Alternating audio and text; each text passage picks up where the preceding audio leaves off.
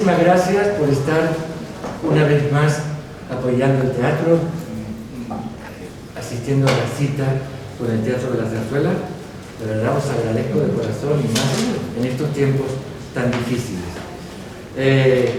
Siempre es una alegría contar que vamos a estrenar algo, la verdad, sobre todo, como decía, con el tiempo que estamos viviendo y que además en el teatro no hemos tenido que cancelar nunca. O sea que a pesar de toda esta pandemia, con el esfuerzo de todas y de todos, hemos logrado siempre levantar el telón. Y así lo haremos este viernes, con una obra, Las Calatravas, del maestro Luna, que no solo fue la última obra del maestro escénicamente, sino que también es un hermoso testamento sonoro de una época de oro de la zarzuela.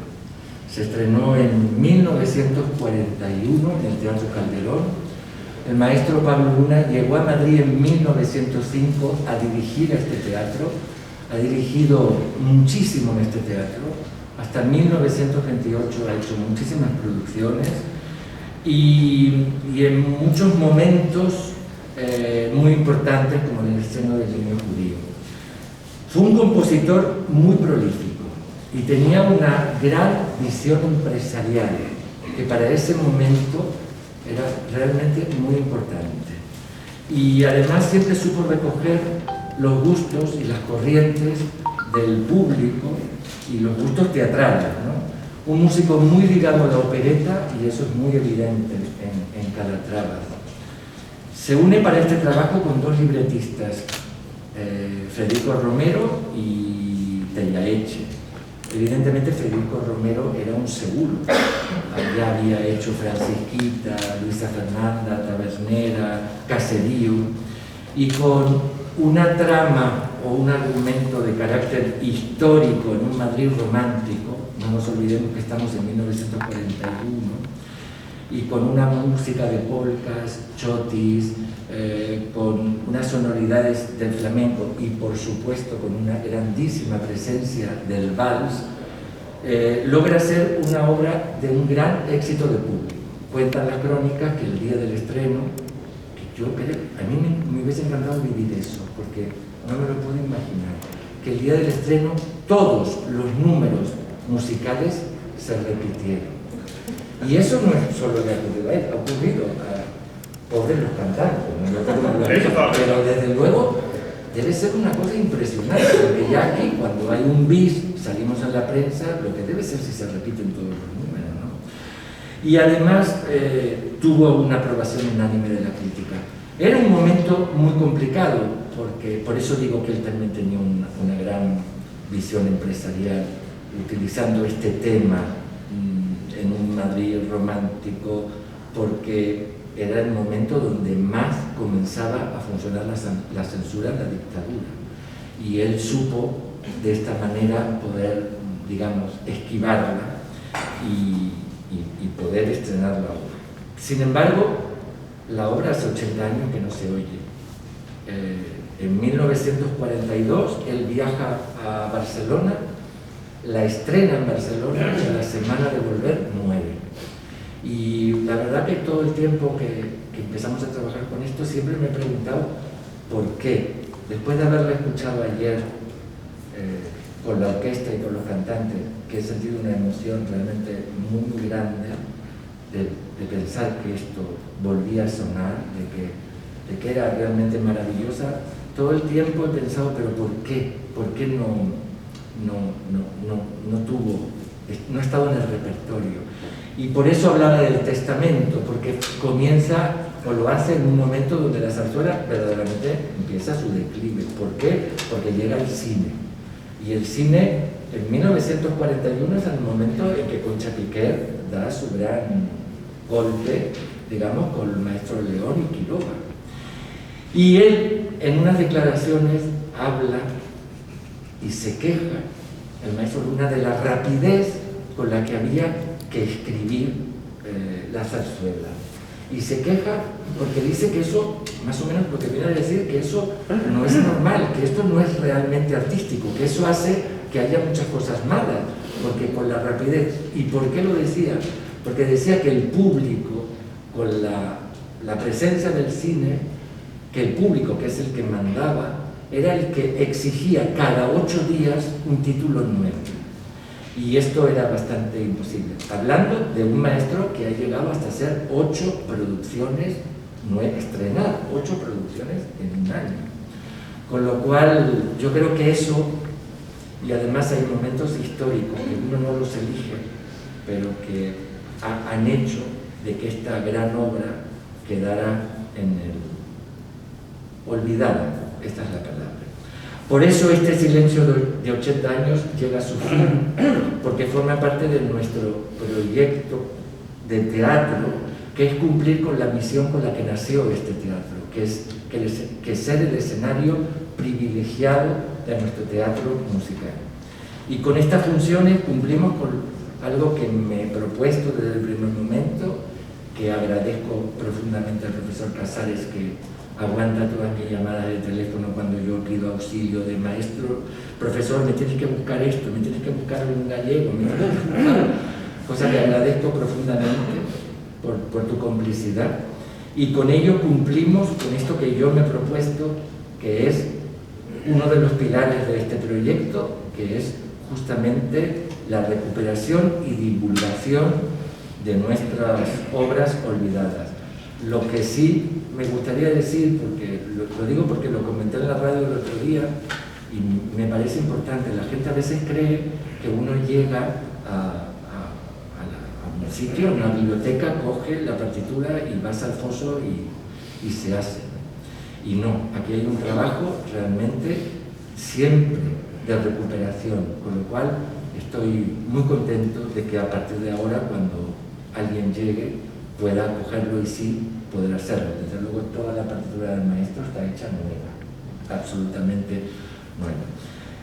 Esto también tiene que ver, si me permitís que lo cuente, con algo que pasó aquí el lunes 8 de marzo, que gracias a la ayuda inestimable de Mariluz González Peña, que también, como una rata de biblioteca, perdón la expresión, ella buscó, y hemos hecho un concierto de aires de zarzuela en femenino con Cristina Toledo y el maestro Aurelio Vilibay, donde dimos visibilidad a las mujeres que han trabajado en nuestro patrimonio y que realmente han quedado en el olvido. Las voy a nombrar, pero ellas eran, el concierto que hemos hecho era de María Rodrigo, María de Pablo, María Teresa Prieto, Remedios Selva y Torres, y realmente esto, llevamos una semana de muchas emociones, justamente por las recuperaciones. Para terminar, quiero decir que esta obra también está en un ciclo que hacemos dedicado al maestro Luna, porque después de Calatrava haremos la representación escénica de Benamor, y con ello cumplimos realizar la trilogía que ya se han hecho las otras 2 obras, que es El niño judío y La sombra de Damasco, y faltaba hacer Benamor. Por eso la estrenamos el 16 de abril. Bueno, ahora tengo que presentar a los verdaderos protagonistas.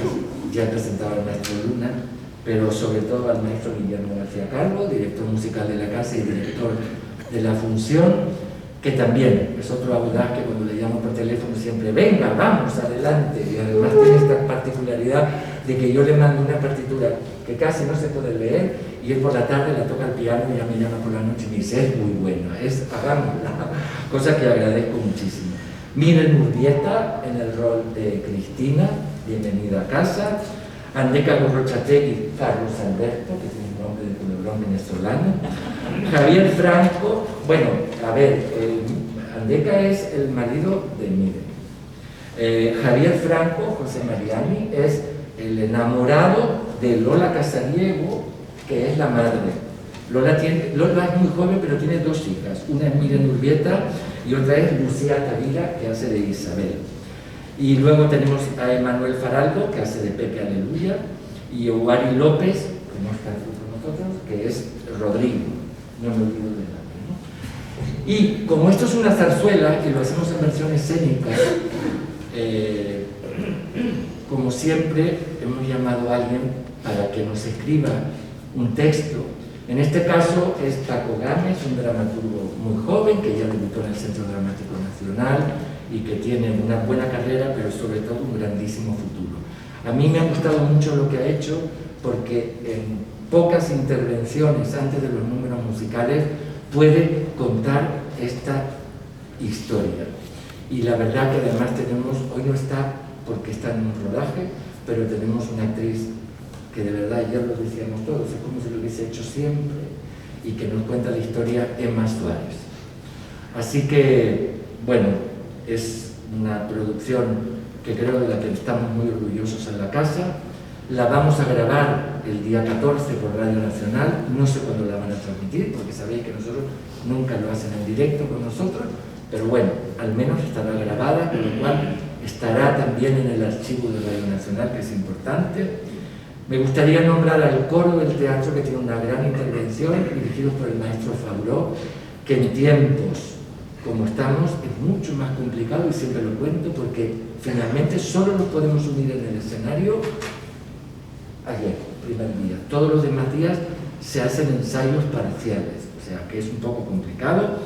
Y la orquesta, de la Orcan, que es la orquesta titular. Yo decido que estoy emocionado, porque ayer realmente me sentí tan feliz, se lo contaba el maestro, yo llegué a casa feliz de saber que esta obra realmente volvía a sonar en el Teatro de la Zarzuela. Así que ya me callo y le doy la palabra al maestro. Adelante. Muchas gracias, Daniel. Yo también estoy emocionado y agradecidísimo de poder hacer esta obra, porque es un poco, para que lo podáis comprender, quizás como si un arqueólogo de pronto descubre una pieza bellísima de la que casi nadie tenía noticia y se da cuenta de que es tan buena como las que ya se conocen. Porque al escuchar esta música uno tiene la impresión de que suena a obra maestra, a obra consagrada, no porque imite a otras o porque se parezca a otras, sino porque en sí misma tiene una altísima calidad.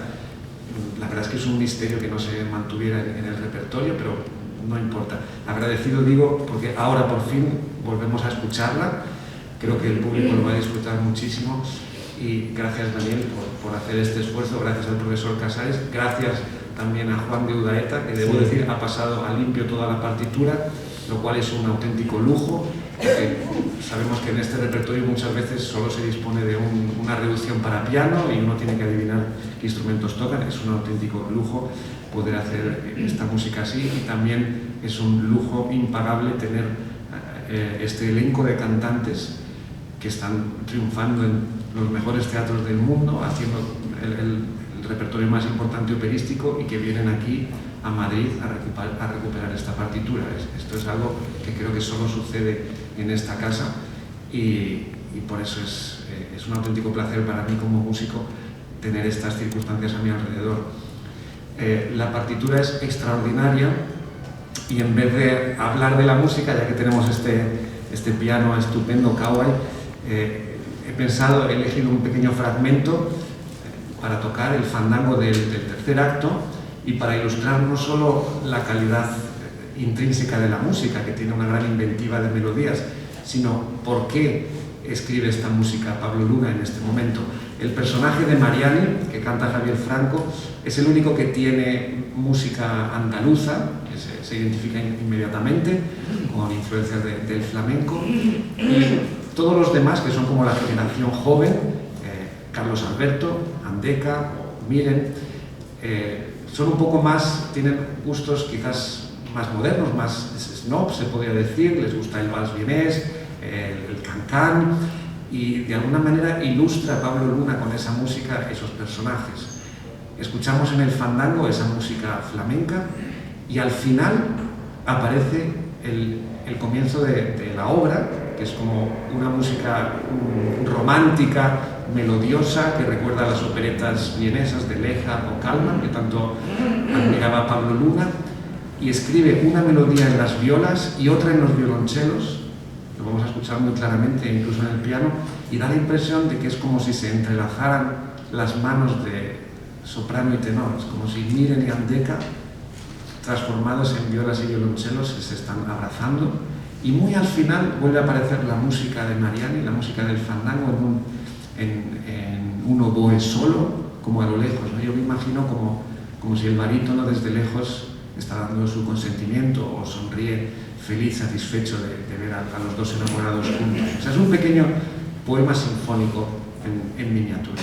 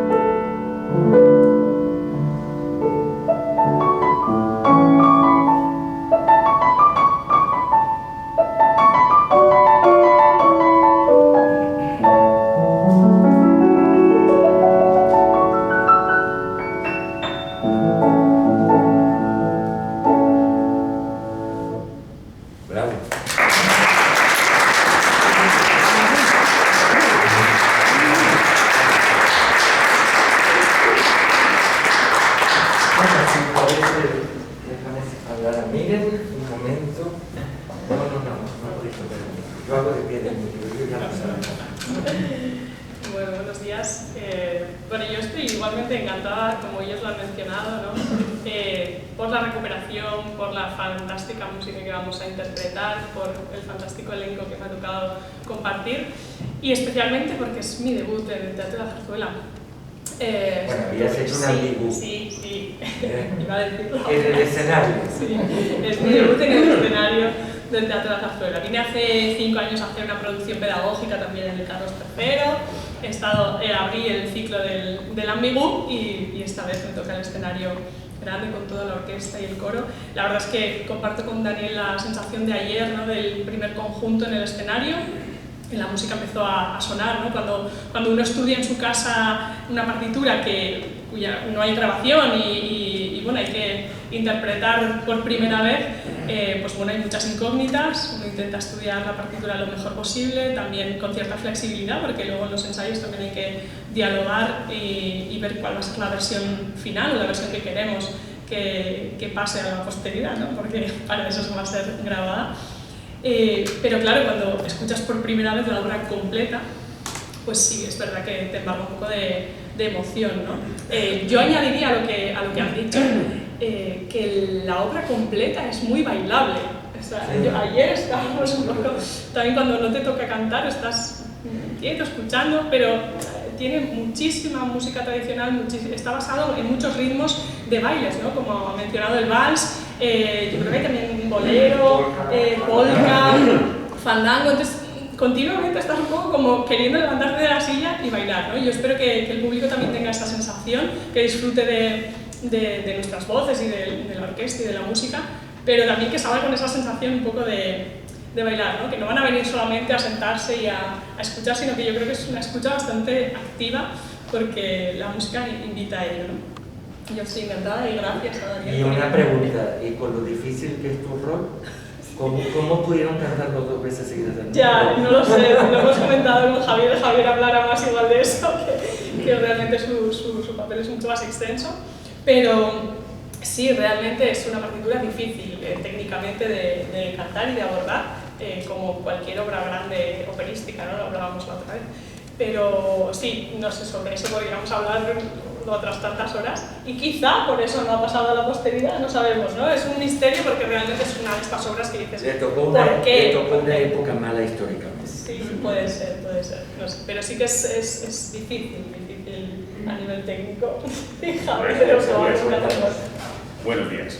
Bueno, pues seguimos por ahí, por ese camino. A mí cuando me dio la partitura no hace mucho Dani, porque esto para mí fue una sorpresa, yo nomás que lo pude encajar, porque de la misa pues, pasaba a hacer Barrio Sevilla-Málaga, o sea, que tenía que encajarlo. Y encajó. Y bueno, cuando vi la partitura le tuve que decir, generalmente contesto muy rápido, porque me basta ver un poquito cómo está escrita. Y cuando la vi dije, Dani, me tienes que hacer que esto combine unos días, porque lo que quiero saber si esto soy capaz de acabarlo, ¿no? Y bueno, empecé a mirarlo, empecé a cantar las cosas y la verdad es que me encantó. Tiene unas melodías, es de una calidad la música muy importante. Y me gustaba una cosa que yo nunca había tocado y era el tema andalucista. No sé si lo haré muy bien, pero bueno, el caso yo lo intentaré y es muy bonito, la verdad es que es precioso.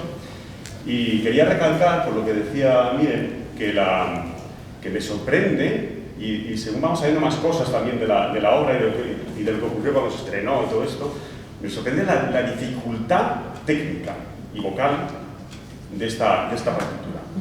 Y podríamos pensar, no, es que el autor pues, no había escrito mucho, entonces pues exageró las tesituras, íbamos por arriba, por abajo. Pero que este señor había escrito lo más grande, este señor había escrito muchísimas obras estrenadas, con lo cual conocimiento de las voces seguro que lo tenía. Entonces la pregunta es, la gente que cantaba esto, tenía que cantar muy bien.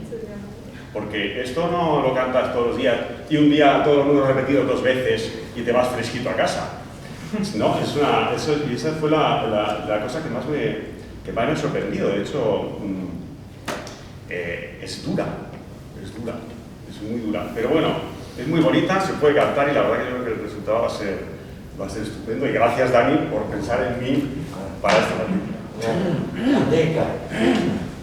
¿Ya me toca? Prefiero que me hagas una pregunta, ¿sí? No, sin pregunta. A ver, ¿qué haces aquí? Bueno, pues...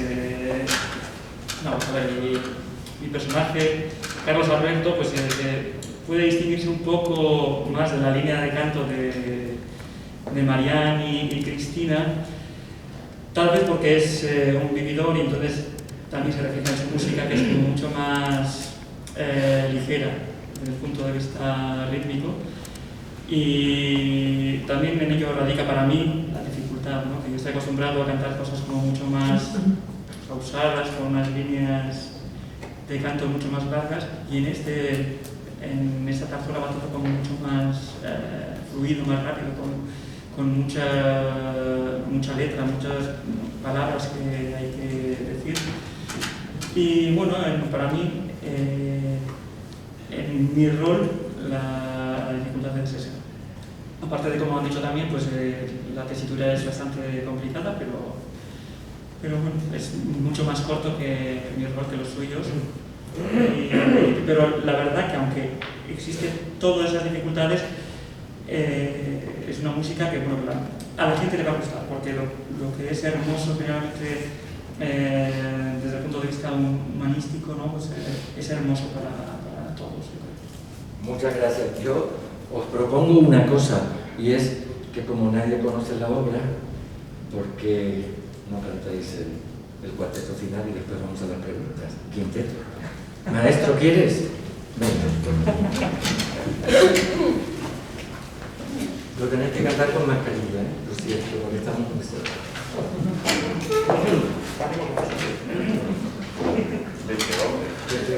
Huyó la sombra que cubría el cielo. Nos he pillado sin vocalizar. Tenemos la parte silvaje. Eso.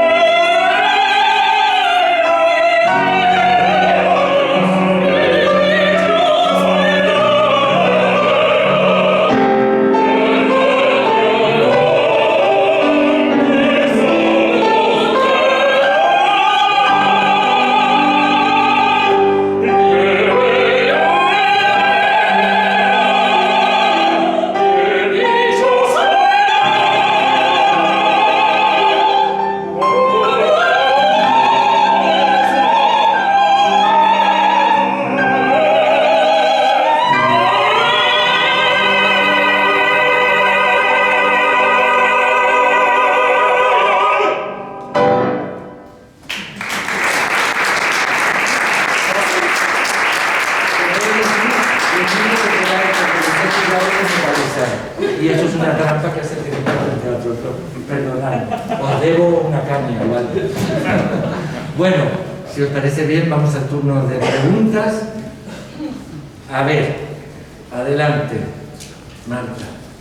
Quería saber que hablarais un poco de la trama argumental de las Calatravas, ¿vale? Y luego también qué papel ejerce Emma Suárez como narradora a lo largo de la zarzuela. ¿Quieres contar tú la trama, Paco? Venga, adelante. Bueno, pues la trama principal es la familia Calatrava, que son... a ver... Ahora sí, ahora sí. Es la trama sobre la familia de las Calatravas, que es una madre y sus dos hijas. La madre es viuda y una de las hijas está casada con un hombre que está en Francia y que tiene varios affairs por ahí, y la otra se ha casado ya 3-4 veces, creo que va por el cuarto marido y está esperando enviudar pronto. Entonces, detrás de esta trama un poco melodramática y sobre el rol de la mujer y sobre el rol libertino de alguna manera de los hombres, lo que yo he hecho para la adaptación es contar con Doña Aldonza, que es un personaje cómico femenino, que es la tía pobre de las Calatravas, y cogí ese personaje sobre todo porque me parecía que daba un contrapunto a toda la trama, que si no estaba su voz en el concierto, porque claro, ella no tiene parte cantada, se iba a perder un matiz muy importante de esta zarzuela. No sé si te he respondido.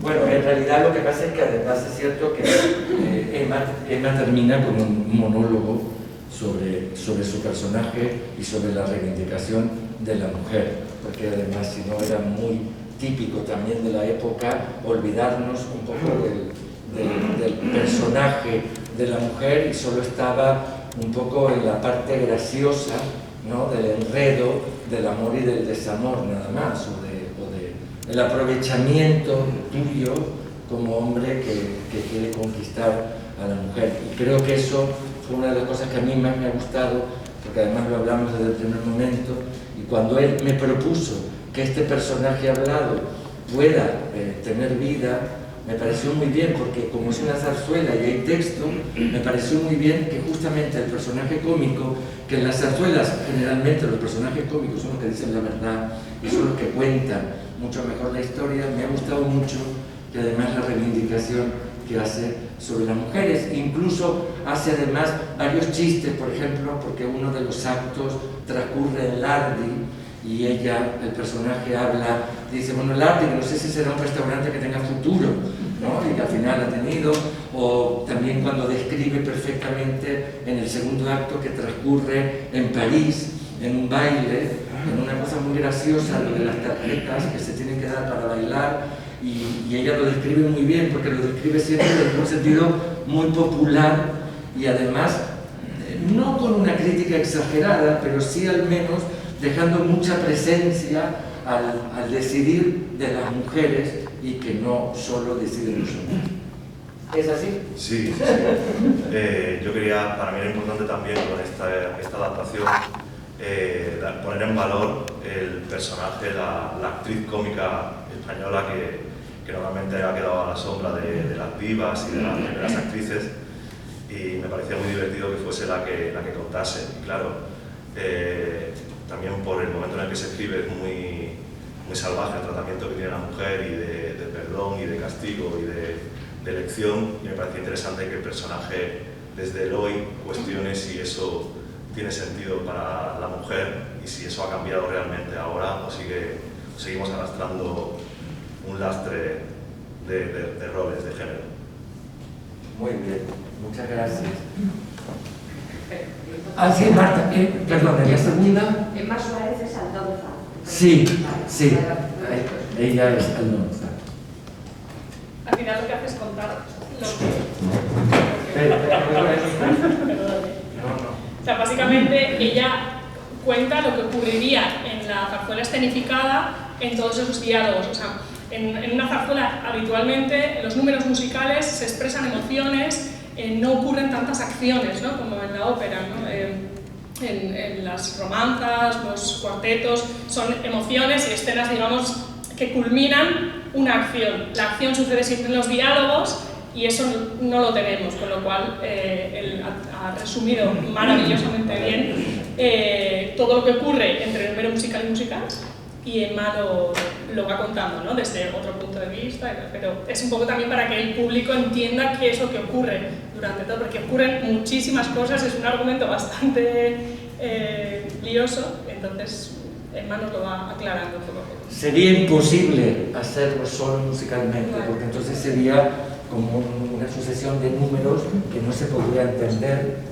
Además, los cambios también, ¿no? De melodías que hay entre un número y el otro. Con lo cual, yo creo que de verdad te felicito, Paco, porque es muy bueno el texto y os aseguro que Emma está soberbia, de verdad. Bueno. ¿Ella está en directo o está grabada? No, está en directo.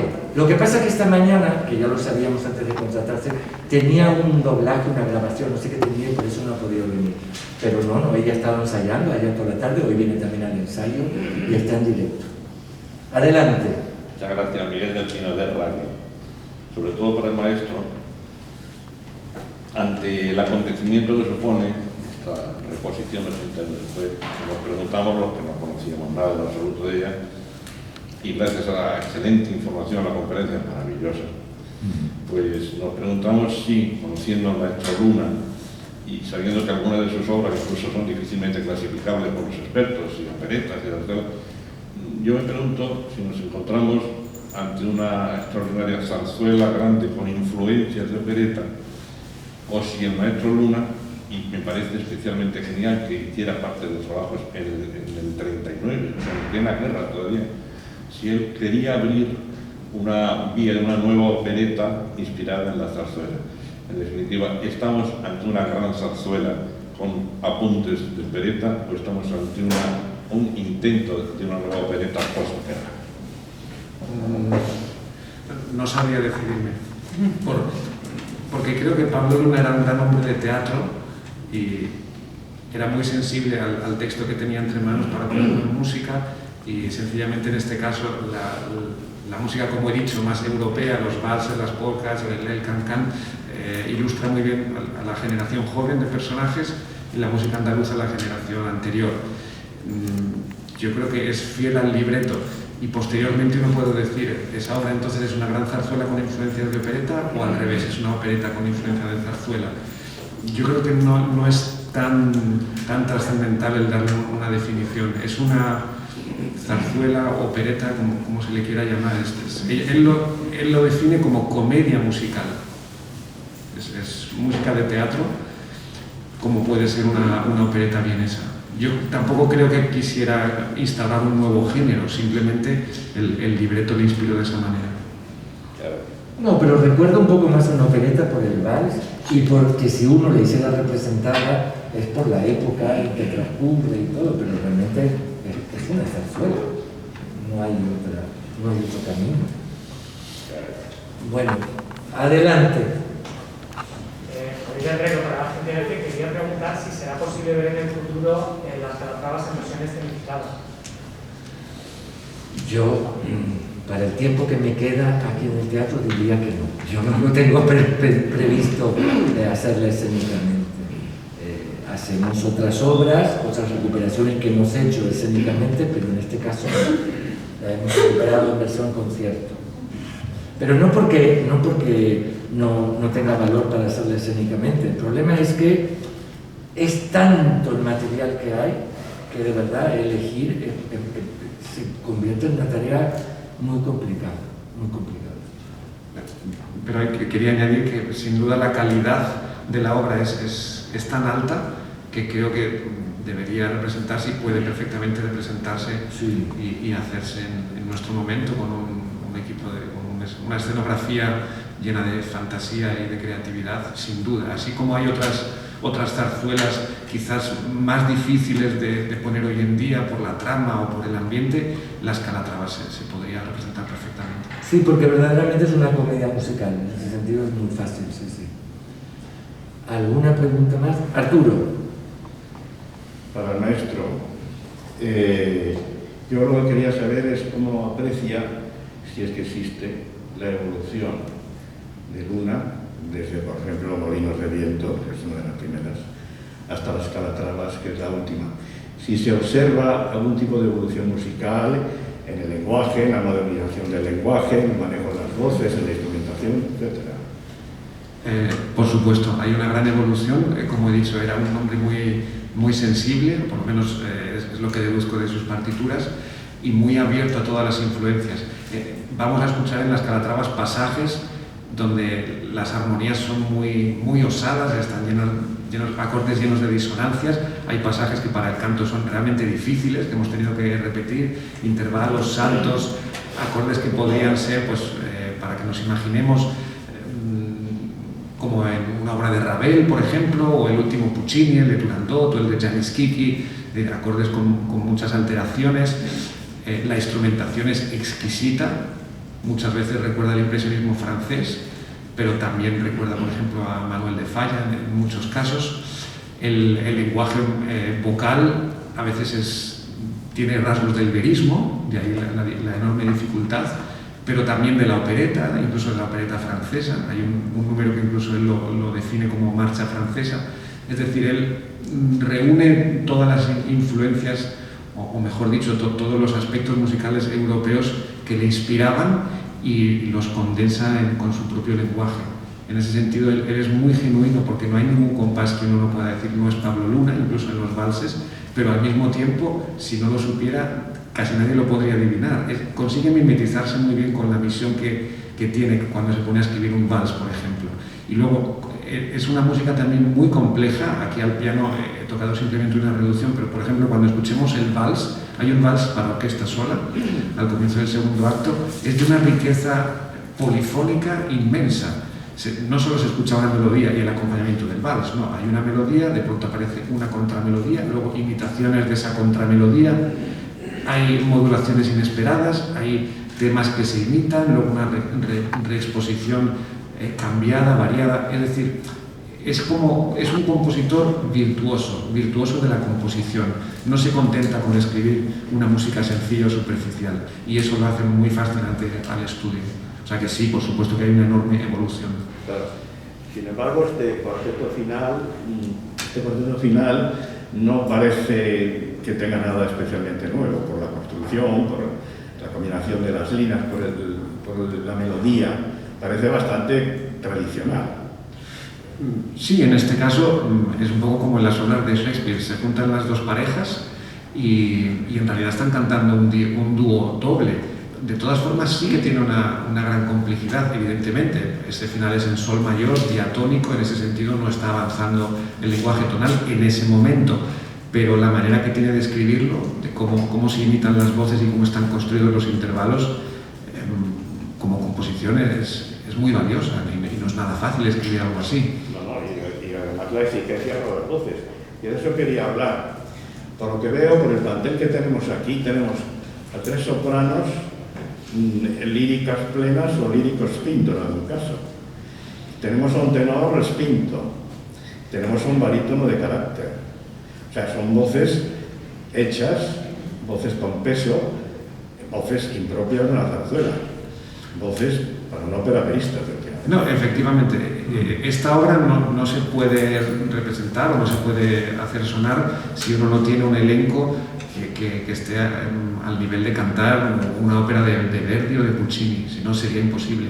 La zarzuela tiene actores cantantes, por supuesto, actores cómicos, cantantes cómicos, pero requiere también, lo conocemos en casi todas las obras, voces con un dominio absoluto del instrumento y además versadas en el repertorio operístico. Si no, sería imposible. Cuando escuchemos el primer aria de ella, de Cristina, es tan difícil como, por ejemplo, cualquiera de las 2 arias de Liu de Turandot. ¿Alguna pregunta más? Aquí, vamos a ir primero. Sí, buenos días. Me llama la atención 2 cosas. Una, Daniel en su presentación ha mencionado un par de veces el carácter empresarial del maestro Luna como director, ¿no? Eso normalmente siempre no se menciona. Por lo menos yo es la primera vez que oigo que un grandísimo... ¿Sabes por qué lo mencioné? Porque me parece de un mérito impresionante. Correcto, sí es lo que iba a decir. Vale. O sea, que efectivamente que un grandísimo compositor además tuviera la faceta de, digamos, gerencial, por llamarlo de alguna forma. Eso por una parte creo que es muy, muy difícil. Y por otra parte, el contexto histórico en el que se produce o se genera, se estrena esta zarzuela, independientemente de esos aspectos técnicos que la hacen muy específica, pero como en ese año 41, y como bien habéis apuntado, el nacimiento del cine o la explotación comercial del cine, como alguien tiene que defender la parcela de la zarzuela. Y eso me llama mucho la atención y de alguna forma me aflige que el maestro Luna haya desaparecido justo más o menos un año después de haberse estrenado esta zarzuela. Sí, lo dije lo de empresario, sobre todo porque estoy seguro que si él hubiese vivido más años, esta zarzuela se hubiese representado más. Porque era una época donde los directores, además, eran los que impulsaban para que esto sucediera. Es verdad que a él justo le tocó una época donde ya no era rentable, donde económicamente ya no era muy rentable hacer una obra, y sobre todo una obra como esta que solo por la época que la tiene que hacer de trajes y de vestuario y de cantantes es complicada. Y otra cosa que sí señalé, que también me parece importante, y es que justo es el momento en que comienza una gran censura en este país, y realmente yo creo que ha sido muy hábil. Por eso pienso que es porque empresarialmente era muy bueno también, cómo buscó un tema que no podía tener ningún tipo de problema, ¿no? Que era hablar de Madrid romántico y de una historia al final de familiar y de mujeres. Con lo cual sí, yo también me apena mucho que se haya ido en ese momento y que no haya podido estar más años, es verdad. Adelante. No sé si está en el diccionario, pero lo busco, pero habéis hablado de que tenían que ser unos cantantes fabulosos de alguna manera. ¿Se sabe cuál era ese reparto? Sí, está. ¿Está en el diccionario? Sí, sí, pero yo no lo sé. Y después, con respecto a lo de la opereta y la zarzuela y todo eso, también en abril estrena Alonso La Zapaterita, que es de música como mucho más ligera, entre revista, opereta y algunos apuntes líricos, ¿no? Y parece ser que entonces es que también hay una corriente clara de que estamos dejando la zarzuela y lo que brinda mejor es el género de opereta. ¿Será Luna escribe entonces más bien por esa línea, en ese sentido? Quizás sí, pero como digo, escribe de esa forma por ser fiel al libreto y a la manera de escenificar con música lo que sucede y las escenas y cómo son los personajes. Pero evidentemente a partir de los años 30, 40, también en la opereta vienesa, prácticamente no se encuentra una obra que tengas un solo estilo. Por ejemplo, en el caso de Sorozábal, que todos conocemos, en todas sus partituras hay un foxtrot o un blues o tantísima música no española. Yo creo que es una corriente general, pero no creo que sea que conscientemente el compositor quiera renovar el género, sino que los compositores son personas que tampoco viven en su burbuja, que se dejan también seducir e inspirar por las corrientes del momento. Cada año más que oír el niño en los sortilegios de Ravel, lo que tiene ahí. Sí, sí. Adelante. Intento arrojar alguna luz sobre la desaparición de Luna.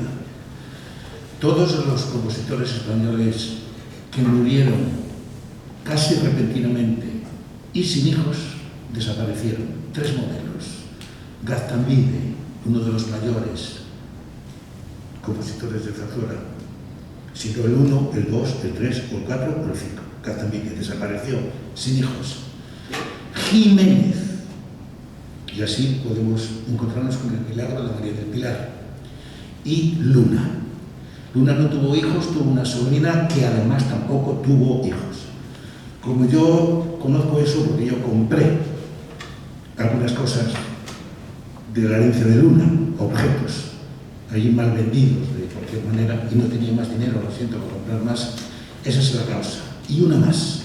En el 41 hay 4 potentísimos compositores empresarios, sí, que son Alonso, Guerrero, Pablo Sorozábal y Moreno Torroba. Todos potentísimos empresarios, y la ley esa es durísima. El empresario que expone su dinero en un teatro, que es exponerlo, defiende ante todo su repertorio. O sea, no es egoísmo, es la ley feroz que existe en estos momentos. Luna no tiene ningún heredero, nadie que le reclame, y entonces desaparece, y desaparece para siempre. Menos mal que quedan 3 o 4 obras potentísimas, sobre todo El niño judío, que se mantienen en el mercado. Pero eso ha sucedido, insisto, con todos los músicos, fundamentalmente incluso muy grandes, que no tuvieron nadie que velase por sus intereses. Creo que esto es una razón clarísima. Después, a partir del año 20 del siglo XX, todas las obras que llamamos zarzuelas se definen por una cosa que los musicólogos llamamos hibridismo. De tal manera que coge uno cualquier obra y empieza a ver, esto es del género chico, esto es de la opereta, esto es de la zarzuela grande, esto es de la ópera, y se camina así, en todos los autores sin excepción, porque lo exige el mercado y lo exige la moda. Y ese es un concepto que no se tiene en cuenta. A partir de los años 20, casi ninguna zarzuela debía llamarse zarzuela, debía llamarse cualquier cosa. Pero, o se podía poner zarzuela, opereta, comedia musical y revista, tal cosa. Entonces esto es una cosa que define todos los productos. Ningún músico se puede permitir el lujo de no hacer guiños en una hora larga a Norteamérica, a Viena, a Francia, y perdón, al cuplé y a las variedades. Y eso es para mí una gran riqueza y facilita la comprensión de estos productos. Muchas gracias. Bueno, si no hay ninguna pregunta más, yo a todos deciros gracias de verdad por participar en este proyecto. Antes me olvidé de nombrar a Juan Dudaeta, muchísimas gracias por tu trabajo. Y después de haber escuchado ayer la obra completa, aparte de sentir una emoción, como he contado antes, he pensado, parece mentira que todavía la zarzuela no sea patrimonio inmaterial de la humanidad. Ojalá lo logremos entre todos. Muchas gracias y hasta la próxima.